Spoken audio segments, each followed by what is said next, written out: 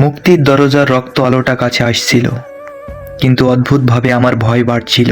কারণ এই কারাগারে আর মানেই সবসময় মুক্তি না। অনেক সময় সেটা শেষ জেরা। টানালের শেষ হয়ে আমরা পৌঁছালাম একটা ভাঙা সিঁড়িতে। ওপরে লোহার গ্রিল ফাঁকা দিয়ে রাতের আকাশ দেখা যায়। খোলা আকাশ, কালো ভাই হাঁপাচ্ছে, তার কাঁধে রক্ত আর একটা ধাপ।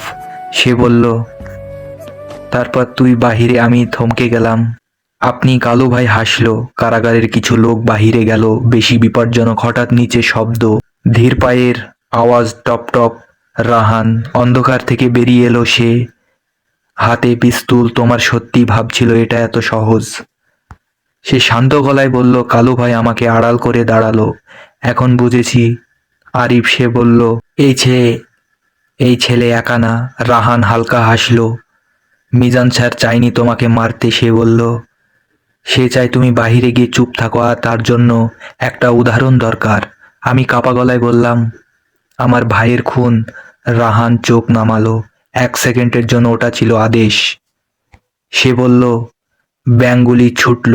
কালু ভাই কেঁপে উঠল। আমার সামনে পড়ে গেল। ভাই! আমি চিৎকার করলাম। কালু ভাই আমার দিকে তাকিয়ে হাসল। রক্তে ভেজা ঠোঁটা নড়ালো। বাঁচিস আর সত্যটা চিৎকার করিস। আর হাতটা টিলে হয়ে গেল। আমি দাঁড়িয়ে রইলাম। ভেতরে কিছু একটা ভেঙে গেল, তারপর শক্ত হয়ে গেল। আমি রাহানের দিকে তাকালাম। ভয় নেই, শুধু সিদ্ধান্ত। হঠাৎ ওপরেই গার্ডদের চিৎকার, সাইরেন। রাহান বিরক্ত হয়ে বলল, সময় শেষ। সে পেছনে ঘুরতে আমি ঝাঁপিয়ে পড়লাম। কালু ভাইয়ের হাত থেকে পড়া যাওয়া লোহার রড তুলে ধপাস। রাহান চিৎকার করে পড়ে গেল। পিস্তুল দূরে ছিটকে গেল। আমি গ্রিলের দিকে দৌড়ালাম। লোহার জানালা ভাঙা, একটা শেষ ধাক্কা। খোলা আকাশ। আমি লাফ দিলাম। পেছন গুলি, সাইরেন, চিৎকার। আমি অন্ধকারে গাড়িয়ে পড়লাম, কাটা ঝোপে, ব্যথা, রক্ত, কিন্তু আমি জীবিত। দূরে কারাগারটা দাঁড়িয়ে আছে, দেয়াল, টাওয়ার, আলো।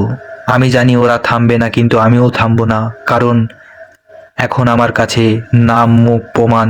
আমি ফিসফিস করে বললাম, এই কারাগারে আমি আর থাকবো না, আর এই সত্য বন্দি থাকবো না। দেয়ালের বাইরে আরেক কারাগার।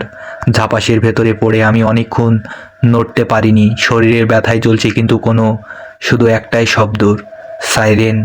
কারাগারের আলো দূরে দূরে ছুটছে। ওরা আমাকে খুঁজছে। আমি দাঁত চেপে উঠে পড়লাম। রক্তে ভেজা জামা খুলে ফেলে নদীর পানিতে নামলাম। ঠান্ডা পানি শরীরে ছুঁতেই বুঝলাম আমি এখনো বেঁচে আছি। কিন্তু বেঁচে থাকা মানেই মুক্তি না। ভোরের আলোয় একটা ছোট গ্রাম দেখা গেল। আমি একটা চা দোকানে পাশে বসে পড়লাম। চাওয়ালা আমার দিকে তাকিয়ে 1 সেকেন্ড থামলো। ভাই ঠিক আছেন তো? সে জিজ্ঞেস করলো। আমি মাথা নাড়ালাম, কারণ সত্য বলার সময় এখন না। দোকানের পুরনো টিভিতে খবর চলছিল, গত রাতে কেন্দ্রীয় কারাগার থেকে এক বিপজ্জনক আসামি পালিয়ে। আমার ছবি, নিচে লেখা, খুনি রাষ্ট্রের শত্রু। আমি বুঝে গেলাম মিজান স্যার কাজ শুরু করে দিয়েছে। চাওয়ালা চুপচাপ ভলিউম কমিয়ে দিল। তারপর নিচু গলায় বলল, ভাই পিছনের রাস্তা ধরে চলে যান, পুলিশ টায়াল দিচ্ছে। আমি তার দিকে তাকালাম। এই প্রথম কেউ আমাকে অপরাধী না মানুষ হিসাবে দেখলো। আমি হাঁটতে হাঁটতে শহরের দিকে এগিয়ে এলাম। মাথার ভেতরে কালু ভাইয়ের কথা ঘুরছে। সত্যটা চিৎকার করছি, কিন্তু কাকে বলবো? পুলিশ, সংবিধান, আদালত। হঠাৎ ফোনের ভাইব্রেশন। এই ফোনটা আমি কালু ভাইয়ের পকেট থেকে পেয়েছিলাম। নম্বর নেই, শুধু একটাই মেসেজ, যদি বাঁচতে চাও পুরনো প্রেস ক্লাবে আসো আজ রাত 10:30। আমরা বুকের ভেতরে কেঁপে উঠল। ফাঁদ নাকি সুযোগ? রাতে নামলো পুরনো প্রেস ক্লাব। ভাঙা ভবন, মারা লাইট, ইতিহাসে ভরা দেয়াল।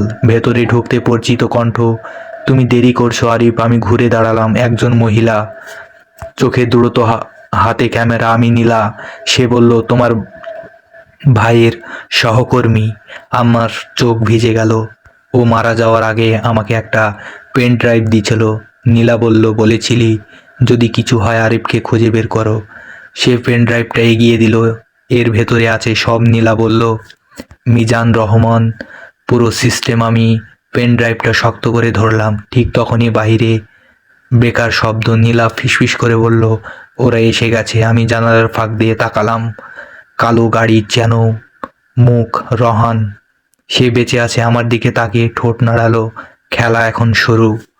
আমি গভীর শ্বাস নিলাম, কারণ এবার আমি একা না। এবার সত্যর হাতে ক্যামেরা আছে।